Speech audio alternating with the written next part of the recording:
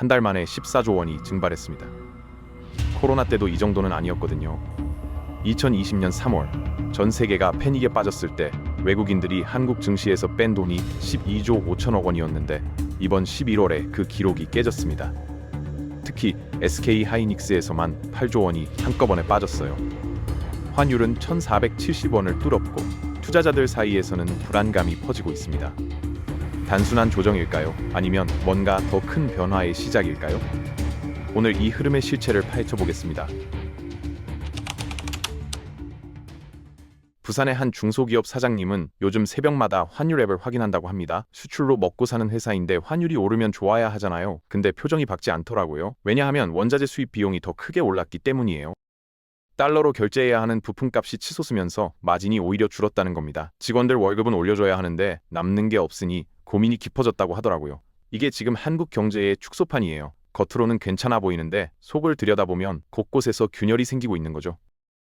11월 한국 증시에서 벌어진 일을 숫자로 보면 더 선명해집니다. 한국거래소 집계에 따르면 외국인들은 코스피에서 14조 4천억 원을 순매도했어요. 이건 2000년 이후 월간 기준으로 가장 큰 규모입니다. 그 전까지 기록을 가지고 있던 게 코로나 팬데믹 직후인 2020년 3월에 12조 5천억 원이었는데 이번에 그걸 2조 원 가까이 넘긴 거예요. 문제는 이게 하루 이틀 만에 벌어진 일이 아니라는 점입니다. 11월 내내 매도 물량이 쏟아졌고 특히 반도체 대장주들에 집중됐거든요. 어떤 날은 하루에만 3조 원 가까이 빠지기도 했어요. 트레이딩룸에서는 빨간 숫자만 계속 늘어났고 매도 주문이 끊이지 않았습니다. 종목별로 뜯어보면 상황이 더 심각해요. SK 하이닉스가 8조 1천억 원으로 압도적 1위였는데 이 회사의 연간 외국인 순매도 총액이 9조 6천억 원 정도거든요. 그중 8할이 넘는 금액이 11월 단 한 달에 몰린 겁니다. 연초부터 AI 붐을 타고 주가가 많이 올랐었잖아요. HBM 반도체가 엔비디아에 납품되면서 기대감이 하늘을 찔렀는데 외국인들이 그 수익을 한꺼번에 실현한 거예요. 고점에서 팔아서 차익을 챙기자는 심리가 한꺼번에 터진 거죠. 삼성전자도 1조 7천억 원이 빠졌고요. 삼성전자는 8월 이후 석 달 만에 다시 외국인 순매도로 돌아섰습니다. 반도체 양대 산맥에서만 거의 10조 원이 증발한 셈이에요. 이 정도 규모면 시장 전체가 출렁일 수밖에 없습니다. 그런데 여기서 재밌는 반전이 하나 있습니다. 코스피에서 돈이 빠져나가는 동안 코스닥에서는 정반대 현상이 벌어졌거든요. 같은 시기에 코스닥으로는 올해 최대 규모의 외국인 자금이 들어왔어요. 작년 8월 이후 가장 큰 순매수였습니다. 이유가 뭘까요? 정부가 코스닥 활성화 대책을 검토 중이라는 뉴스가 나왔기 때문이에요. 세금 혜택을 늘리고 연기금 투자 비중을 높이겠다는 내용이었죠. 정부는 확정된 건 없다고 했지만 검토한다는 말 한마디에 시장이 반응한 겁니다. 글로벌 투자자들도 한국 정책 방향에 주목하고 있다는 뜻이에요. 코스피와 코스닥 사이에서 돈이 이동하는 이 패턴이 오래 갈지는 모르겠어요. 비슷한 일이 2017년에도 있었거든요. 그때도 코스닥 살리기 정책이 나왔고 바이오주 중심으로 잠깐 랠리가 있었는데 몇 달 못 가서 꺼졌습니다. 올해 코스피가 64% 오르는 동안 코스닥은 33%밖에 안 올랐으니 따라잡기 수요가 있을 수는 있어요. 코스닥이 상대적으로 덜 올랐으니까 저평가 매력이 있다는 논리죠. 하지만 정책 기대감만으로는 오래 버티기 어렵습니다. 결국 기업들이 실제로 돈을 잘 벌어야 주가도 따라가는 거거든요. 펀더멘탈이 받쳐주지 않으면 반짝 상승으로 끝날 수 있습니다. 환율 이야기를 안 할 수가 없습니다. 원달러 환율이 1,470원대를 찍었어요. 이게 왜 중요하냐면 환율은 단순한 숫자가 아니거든요. 두 나라 경제에 대한 시장의 평가를 담고 있는 거예요. 미국 경제는 좋아 보이고 한국 경제는 불안해 보이면 환율이 오릅니다. 지금 딱 그 상황이에요. 미국은 AI 붐으로 잘 나가고 있고 빅테크 기업들 실적이 좋거든요.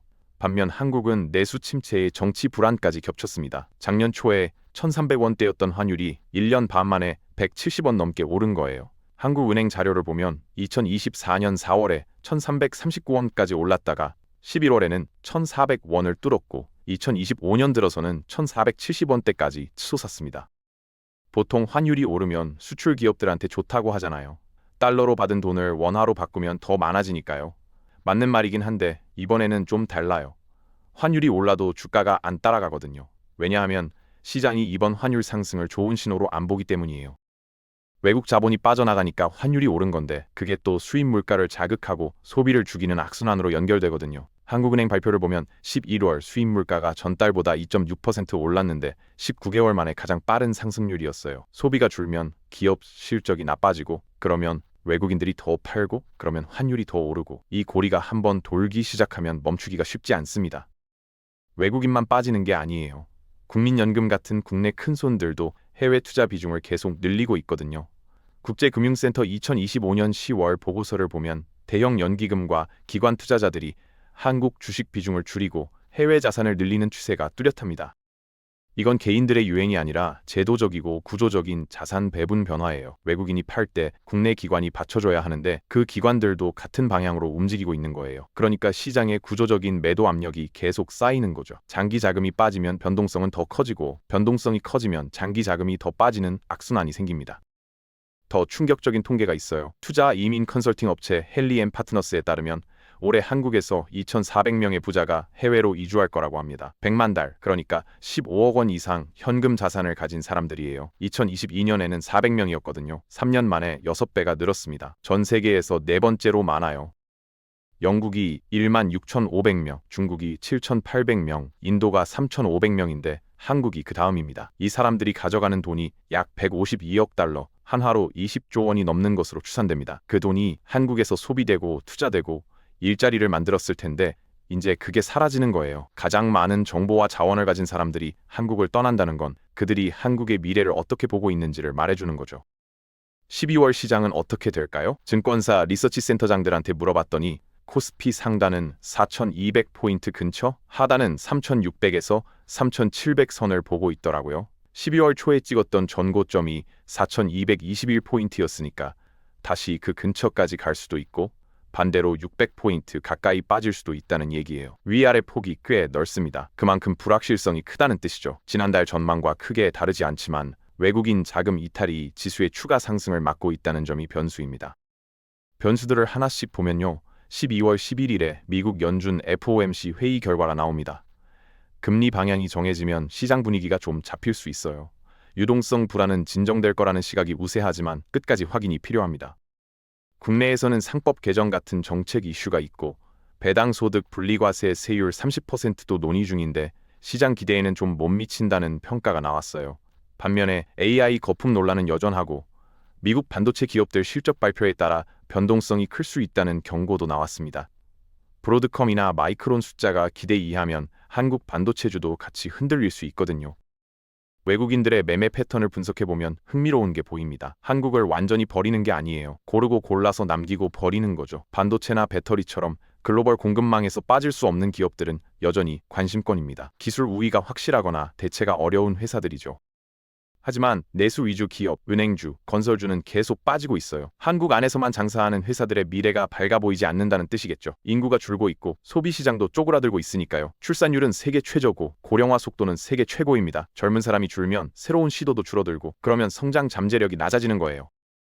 이 흐름 때문에 한국 경제가 두 쪽으로 쪼개지고 있어요. 삼성, 현대, SK 같은 글로벌 대기업들과 국내에서만 활동하는 나머지 기업들 사이 격차가 빠르게 벌어지고 있습니다. 주가 지수는 대형주 덕분에 버티고 있는데 대부분의 중소형주는 힘을 못 쓰고 있어요. 지수만 보고 시장이 괜찮다고 착각하면 안 되는 이유가 여기 있습니다. 코스피가 4,000포인트를 유지해도 내 계좌는 계속 빠질 수 있거든요. 인천의 한 물류회사 직원은 요즘 점심값이 부담된다고 하더라고요. 작년만 해도 8,000원이면 됐는데 이제 10,000원을 넘겼대요. 월급은 그대로인데 밥값만 올랐으니 체감 소득이 줄어든 거죠. 환율 때문에 수입 식자재 가격이 다 올랐거든요. 대구의 한 자영업자는 가게 매출이 작년보다 20% 빠졌다고 합니다. 손님들이 예전만큼 안 오고 와도 싼 메뉴만 시킨대요. 이런 얘기가 곳곳에서 들립니다. 숫자로 보면 경제 성장률이 플러스인데 실제로 사람들이 느끼는 건 마이너스에 가까운 거예요. 돈은 항상 신호에 먼저 반응합니다. 위기가 터지고 나서 움직이면 늦어요. 팔고 싶어도 받아줄 사람이 없거든요. 그래서 큰 자금들은 조짐만 보여도 움직입니다. 확실해질 때까지 기다리지 않아요. 지금 한국 시장에서 그 신호등이 깜빡이고 있습니다. 아직 빨간불은 아니에요. 하지만 노란불이 계속 켜져 있는 상태입니다. 국제금융센터 보고서, 금융감독원 동향, 한국은행 통계가 다 같은 방향을 가리키고 있어요.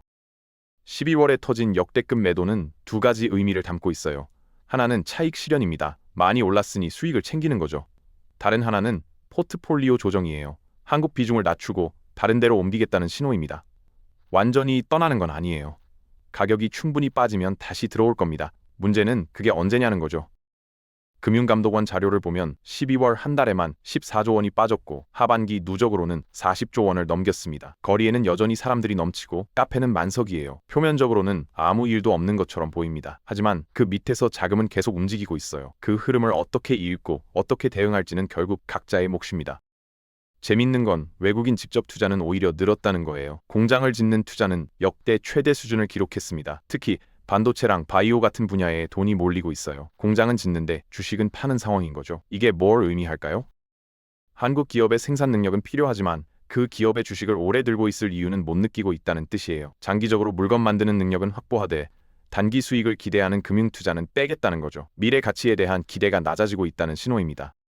경기도의 한 아파트 단지 부동산에서는 요즘 문의 전화가 뚝 끊겼다고 합니다. 작년만 해도 매물 나오면 금방 팔렸는데 지금은 한 달 넘게 걸려도 안 나간대요. 집값은 여전히 높은데 거래가 없는 거죠. 사람들이 기다리고 있어요. 더 떨어질까봐 못 사겠고 더 오를 것 같지도 않으니 관망하는 겁니다. 집값이 안 오르면 자산 효과도 사라져요. 예전에는 집값 오르면 기분 좋아서 지갑을 열었는데 이제는 그런 심리가 없어진 거죠. 내수 경제가 이 심리에 크게 의존하고 있었거든요. 외국 자본이 떠난다는 건 단순히 주가가 빠진다는 의미가 아닙니다. 미래에 대한 기대가 재조정되고 있다는 신호예요. 주식이라는 게 결국 기업의 미래 이익에 대한 청구권이잖아요. 그 청구권을 포기한다는 건 지금 현금이 그 기업의 미래보다 더 가치 있다고 판단한다는 뜻입니다. 이 신호를 읽는 사람들은 이미 준비를 시작했어요. 포트폴리오를 조정하고 자산 배분을 바꾸고 투자처를 옮기고 있죠. 신호를 못 읽는 사람들은 여전히 일상을 살고 있습니다. 둘 사이의 격차는 시간이 갈수록 벌어질 거예요. 서울 강남의 한 프라이빗 뱅커는 요즘 고객 상담이 완전히 바뀌었다고 합니다. 예전에는 어디에 투자하면 돈 벌 수 있냐고 물었는데 이제는 어떻게 하면 자산을 지킬 수 있냐고 물어본대요. 공격에서 수비로 마인드가 바뀐 거죠. 특히 50대 이상 고객들 중에는 해외 이주를 진지하게 고민하는 분들이 늘었다고 해요. 자녀 교육 때문이기도 하고 세금 문제도 있고 한국의 미래에 대한 불안감도 있대요. 이런 흐름들이 모여서 큰 물줄기가 되는 겁니다. 시장은 지금 변수와 신호 사이를 오가고 있어요. 어떤 날은 희망적인 뉴스가 나오고 어떤 날은 우려스러운 숫자가 발표됩니다. 중요한 건 큰 그림을 보는 거예요. 나무 하나하나에 흔들리지 말고 숲 전체가 어느 방향으로 가고 있는지를 봐야 합니다. 지금 그 숲은 분명히 움직이고 있어요. 아직 폭풍은 아니지만 바람의 방향은 바뀌었습니다. 투자의 세계에서 타이밍은 모든 걸 결정합니다. 같은 종목을 사도 언제 사느냐에 따라 결과가 완전히 달라지거든요. 지금 외국인들이 보여주는 행동 패턴은 명확해요. 일단 수익을 챙기고 상황을 지켜보고 기회가 오면 다시 들어오겠다는 거죠. 문제는 그 기회가 언제 오느냐예요. 밸류에이션이 충분히 떨어지면, 그러니까 주가가 실적 대비 싸 보이면 다시 매수에 나설 겁니다. 하지만 그때까지 시장은 상당한 조정을 겪을 수 있어요. 그 조정 기간을 어떻게 버티느냐가 개인 투자자들에게는 관건입니다. 역사를 보면 자본은 항상 똑같은 패턴으로 움직였어요. 위기 전에 빠져나가고 바닥에서 들어오고 회복기에 수익을 극대화하죠. 2008년 금융위기 때도 그랬고 2020년 코로나 때도 그랬습니다. 문제는 우리가 지금 어느 단계에 있느냐는 거예요. 위기 전인지 조정기인지 아니면 이미 바닥을 찍고 회복으로 가고 있는 건지 확실한 건 아무도 모른다는 겁니다. 하지만 신호는 분명히 나오고 있어요. 그 신호를 읽고 판단하는 건 각자의 몫이고 그 판단의 결과도 각자가 책임져야 합니다. 오늘 영상이 좋았다면 구독과 좋아요 부탁드리고 현재의 상황을 어떻게 보는지 댓글로 의견을 남겨주세요.